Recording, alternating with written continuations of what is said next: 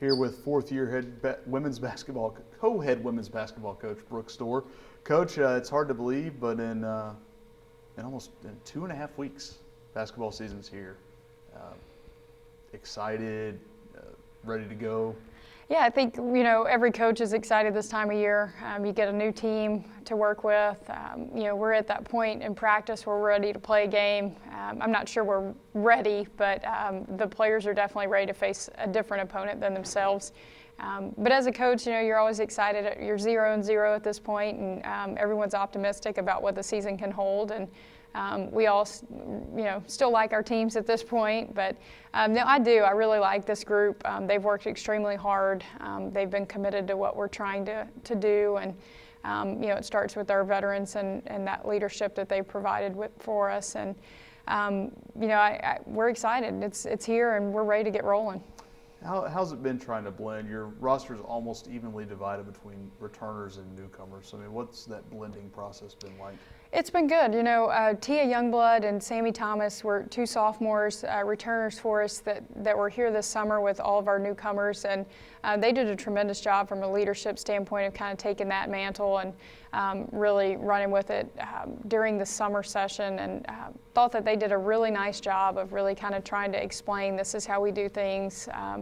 This is the tempo at which we go. This is how we compete. This is how we work. And then as everybody else got back into the picture when we got here in August for fall, I thought it really started to blend in nicely. The biggest thing is consistency. That older group, the returners know the importance of consistency, and they understand that. And that's just from experience. And I think as this younger group gets more experience, whether it be from games or travel or whatever, I think you'll start to see that consistency level really increase as we get on in the season. You mentioned Sammy and Tia taking a leadership role. How much does that benefit them? Well, I think it's huge. Tia really came on strong for us last season in conference play, and then especially in the conference tournament. Really is playing a lot of confidence now. Sammy, the same way, had a couple of really big moments in all 4 of our tournament games in Katy, and I think that provides them, that game experience where they had some success, provides them with that confidence. And then just being a sophomore and not being a freshman and wondering, am I going to survive today, or am I going to make it through workouts? Just all the unknowns are gone for them, and so they can focus on executing and being a really good leader as well.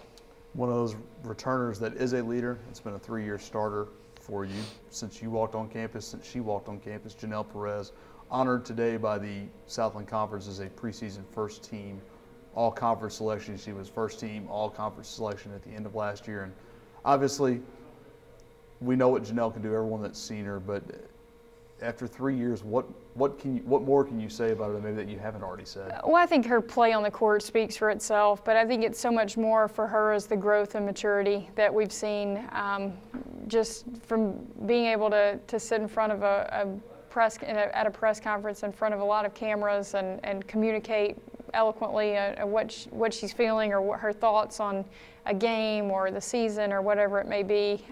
She's taken a bigger leadership role.